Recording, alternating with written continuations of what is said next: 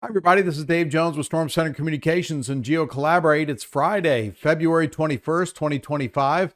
This is an update for the All Hazards Consortium, Sensitive Information Sharing Environment.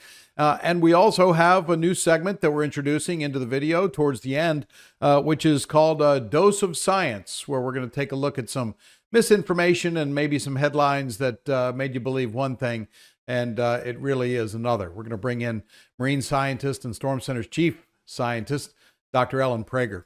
But in the meantime, take a look. Satellite picture showing, wow, look at all those clouds off of the East Coast.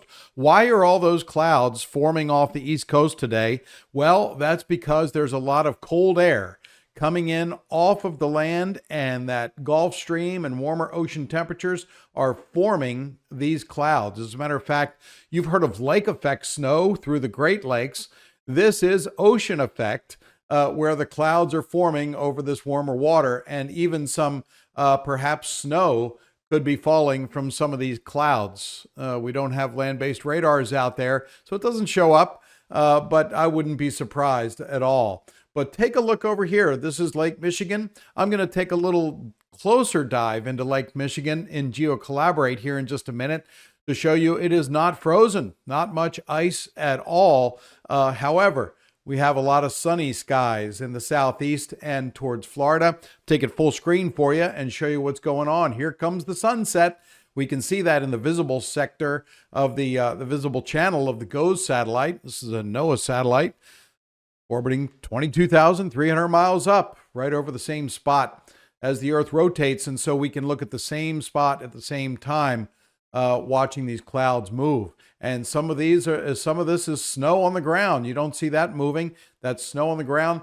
Big low pressure system that gave Norfolk its record, well, fifth highest snowfall total, 12 inches of snow in some areas around Norfolk and Hampton Roads. That storm is well up now, east of Nova Scotia, well east of the Canadian Maritimes here, and headed further to the north.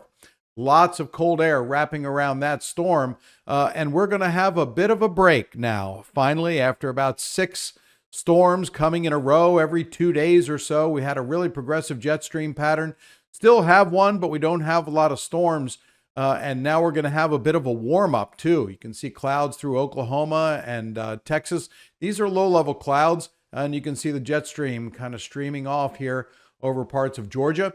The biggest weather maker we have that's coming into the United States, I'm going to switch over to the GOES West satellite, and that's going to show us what's going on here. The GOES West satellite is showing this pretty strong low pressure system in the Gulf of Alaska. It's headed to the north, but it is streaming a lot of moisture into the Pacific Northwest. We have an extended bout of moisture headed in from Vancouver, BC, down into Washington State, into Oregon and Northern California. There is an atmospheric river that's going to start impacting them. And that atmospheric river stretches all the way out here into the Pacific Ocean. You see that? That is a really far out atmospheric river. I'll zoom out here so we can see more of the globe. Boy, that's just a spectacular view right there. But look at this string of moisture that's going to be headed up into Oregon and Washington.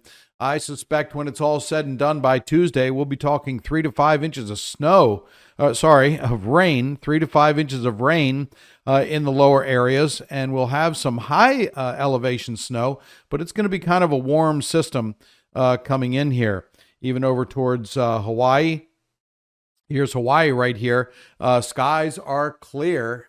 Beautiful day, just some scattered clouds. That atmospheric river is well to the north of Hawaii. But I do want to show you a new product. It's at least a new one that I became aware of working with some folks at NOAA about total precipitable water. What is that? It's really the amount of moisture. If you squeezed it all out of a column of water, of air, how much moisture would fall. So if we look at total precipitable water, and this is from polar orbiting satellites, so we get a whole world of view as to where these atmospheric rivers and tongues of moisture are coming in.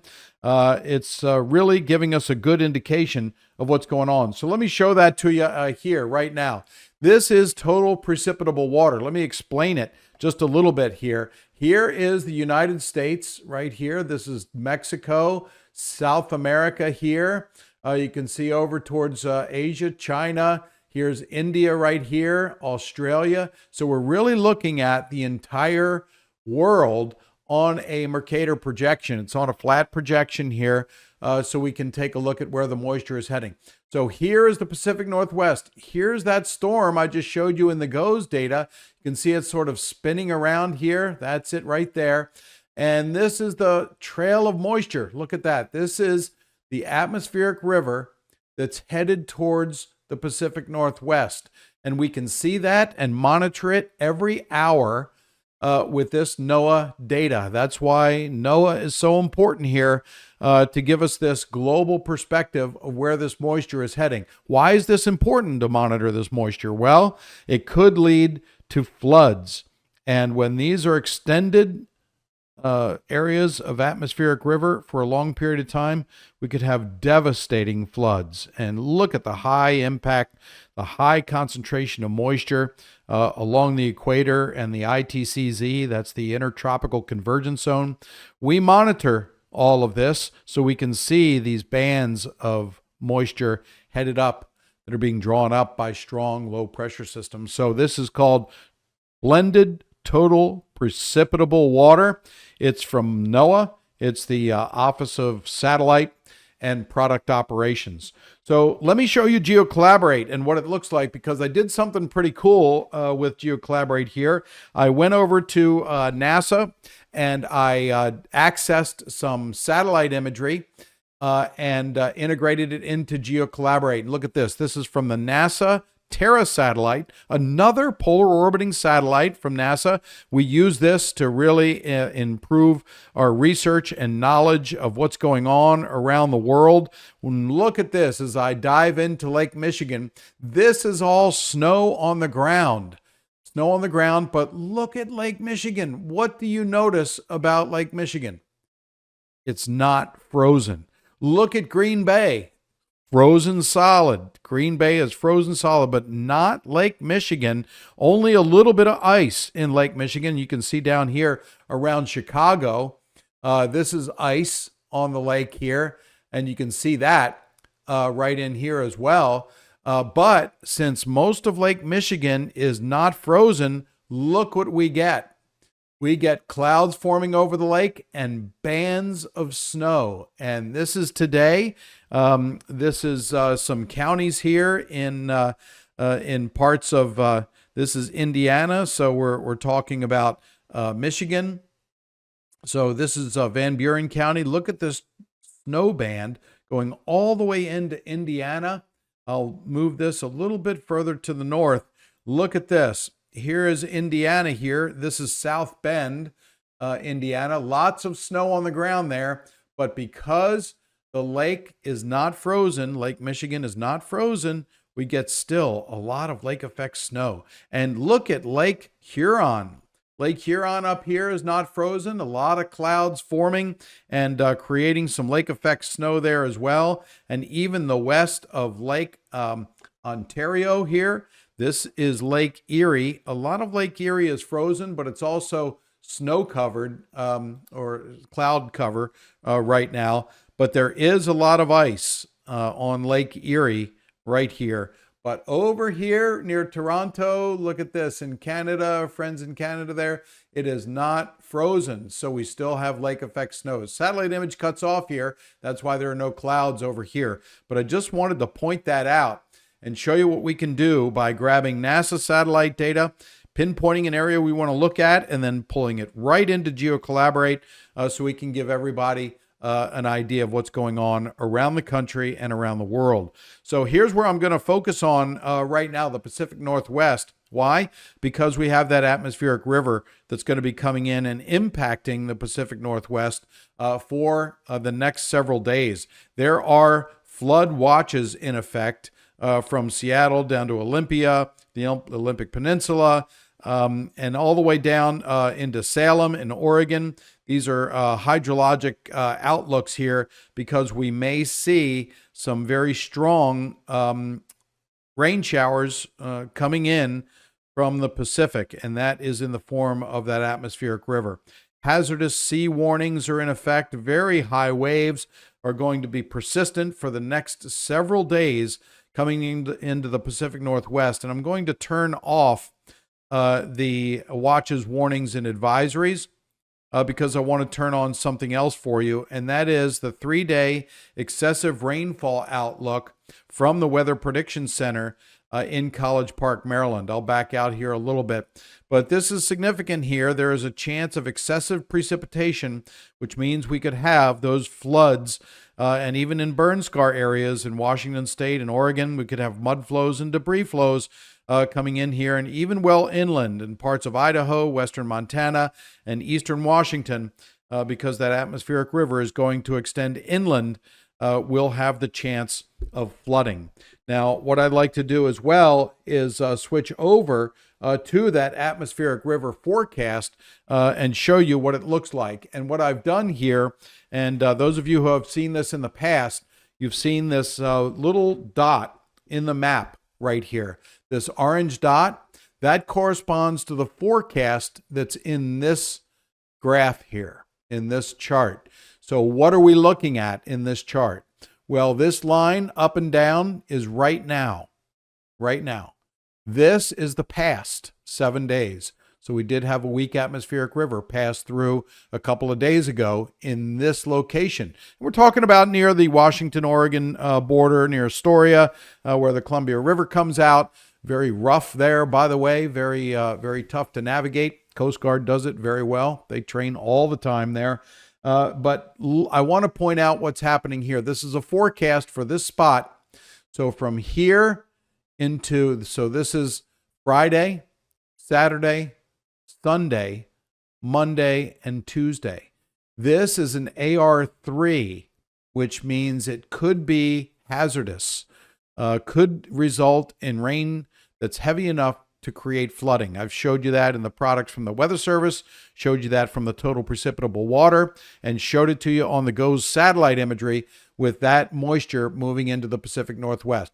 So this is serious in around western Washington State, also western Oregon. For this particular point, this is the forecast for an atmospheric river, perhaps an AR3, for the next 1, 2, almost 3 days. So get ready for that with some heavy precipitation possible. And what I'm going to do here is I'm going to change the latitude and longitude just to show you how this changes here. So we're up here now where no atmospheric rivers are expected, but I'm going to go down here through Vancouver. There's an AR1 that's expected. Look at that. Not as long a duration to be significant, but still an AR1. But as we head down into Washington State, we're talking about an AR3. So it's happening right now for the next 2 to 3 days in extreme northwest Washington, around Mount Olympus there. And that is going to continue and widen out in some cases. So we head down to Astoria.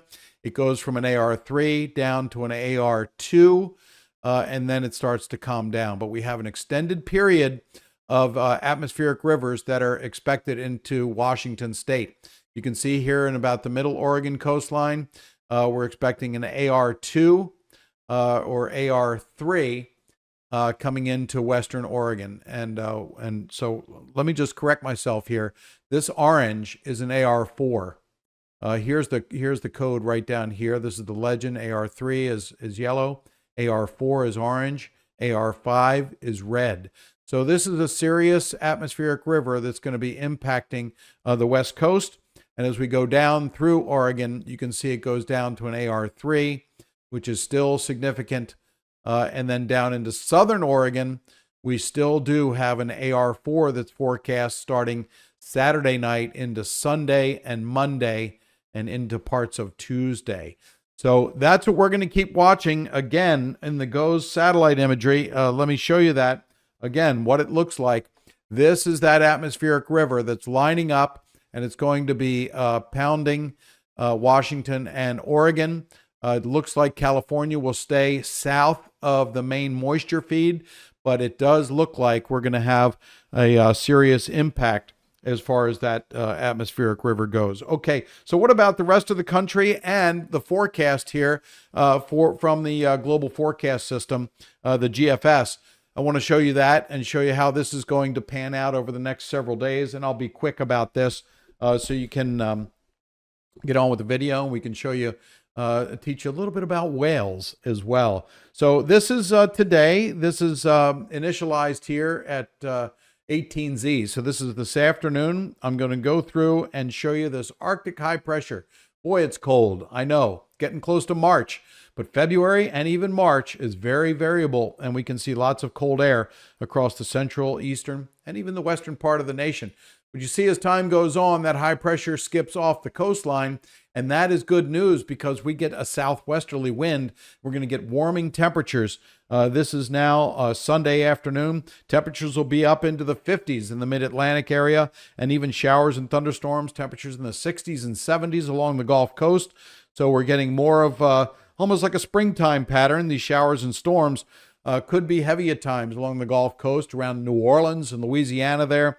You could see some of that, and then moving off into south central Florida. So areas like Sarasota, Bradenton, Tampa, south of Tampa as well.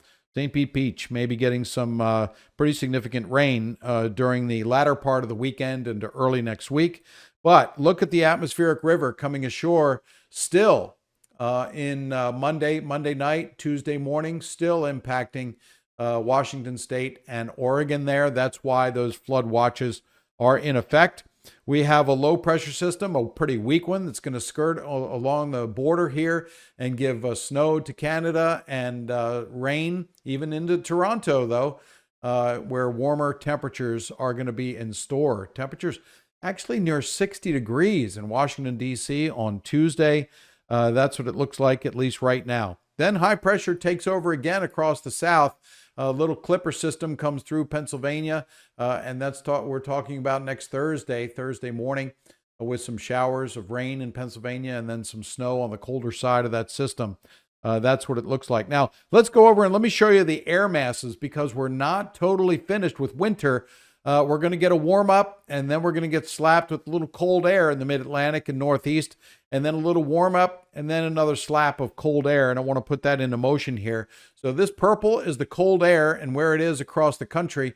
You can see that moving around. And yes, Texas, Louisiana, even the Gulf Coast states, you're going to get cold. Not as cold as you were during that big Arctic outbreak. It's not going to be as cold this time around.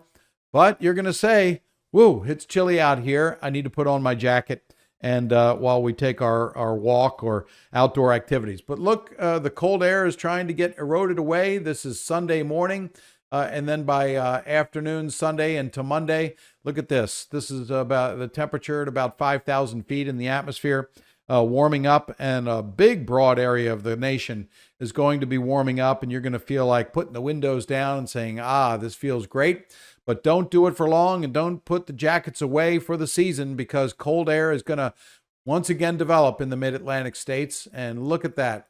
It's going to rotate around, and then we'll warm up, and then boom, there's another cold air mass. We're talking around March 3rd, March 2nd to March 3rd. Some more cold air, and then you say, we're going to warm up. Nope, here comes another cold air mass coming through around the 6th and 7th of March. And then that's going to move out of here pretty quickly. Then things will warm up. That's the end of the model run. Fantasyland, that we're talking about that, but just giving you an idea about where the warm air and the cold air is going to move. So that's what it looks like over the next several days. And I want to call it quits here again with the satellite image. And you can see there's no severe weather around, even though the Gulf Coast is going to get some showers and thunderstorms. It doesn't look like anything major. Well, earlier this afternoon, I interviewed our chief scientist, Dr. Ellen Prager, because we had a number of things in the headlines dealing with whales this week and late last week. And so we're going to clarify some of that information with our segment called A Dose of Science. Take a look and hope you enjoy it. Okay, so this is the segment where we occasionally update you on some science facts and some marine science at that. We know whales have been in the news lately, and so we thought we'd ask our resident marine scientist and ocean expert, Dr. Ellen Prager, to help us answer this one. Ellen, thanks a lot for coming back. Hey, Dave, thanks for having me. So, okay, first up, I've seen these in the headlines and in the news, and one incident in Chile. So let's see here. I got gobbled up by a whale. It was amazing. These people survived getting swallowed by a whale. Humpback whale nearly eats a lobsterman, then thinks better of it. And rafter is briefly swallowed. So, Ellen, the real question is, can a whale actually swallow a human adult? Okay, so all of these incidents involve humpback whales. And the answer is a big whale, no. They can't actually swallow a human adult. So let me explain a little bit more about how humpback whales feed. They have this incredible trick where while they're submerged, they blow bubbles out of their blowholes that rise to the surface like a net and engulf little fish and plankton, and then the whales rise up underneath it with their mouths open, and that's how they feed. They swallow it all. If you're a kayaker who happen to have some bad timing and being in the wrong place at the wrong time, and you get not swallowed by a humpback whale, but you get stuck in their mouth, they can't actually swallow you. Because if you look at the anatomy of a humpback whale, their esophagus or throat is too small. It's about the size of a fist. So the answer again, no, a humpback whale cannot swallow a human adult. Change those headlines. Okay. So can any whale swallow a human? Well, that's a good question. And in fact, if you look at their anatomy, there is one type of whale, and people have probably heard of these. They're called sperm whales. They're toothed whales. And they do, in fact, have a throat that's big enough to swallow a human adult. But they tend to feed in the deep ocean, hundreds to thousands of feet down. So it's incredibly unlikely that a sperm whale, while feeding hundreds of thousands of feet under the sea, is going to encounter a human adult. So it's incredibly, again, unlikely that a sperm whale would ever swallow a human adult. Okay, well, that makes a lot of sense, and I really appreciate that. I know there were two other things, since we have you here, two other things that were in the news lately about whales. One was about wind turbines killing whales. Is that really true? And then they wash ashore? And also, how about the stranding of those 150 whales in Tasmania that we've seen in the news? Well, first off, there's absolutely no scientific evidence that wind turbines are killing whales that we find washed ashore on beaches. In fact, when the scientists do a necropsy of those whales, they almost always find that it's blunt force trauma, probably a ship strike. Other cases have been disease or injury, or in fact, the whale has been entangled in fishing line, in fishing nets, or they may have swallowed so much plastic that they can't feed properly. Now, as for the stranding in Tasmania, which are it's just heartbreaking to see this, 150 whales, and I think almost all or all of them had to be euthanized. Whale strandings happen for a number of reasons. They're very social animals. They live in pods. And typically, if the leader or one whale gets beached, maybe they're chasing fish up onto the beach, they're sick or they're dying for other reasons, they may be injured, sometimes the rest of the pod will follow them onto the beach and get stranded as well. And so it's really hard to see. And the scientists there in that case will be doing necropsies on those whales as well. And we should know, in the days to come what actually happened. Yeah, that's really a sad sight to see. Well, Ellen, thanks so much for joining us in this episode of A Dose of Science within our YouTube videos. We really appreciate that. If we get questions in from any of our viewers as well, we'll have you back to answer those questions related to marine science, ocean science, aquanaut, anything like that. We'll have you back. So, Ellen, thanks a lot for joining us. Thanks, Dave. Okay, thanks for watching this update. I'm Dave Jones with StormCenter Communications and GeoCollaborate. We'll be back next week with another weather update. We'll hope you have a great weekend, and also watch out for yourself. And please watch out for your neighbors. They really do appreciate it. Have yourself a good weekend.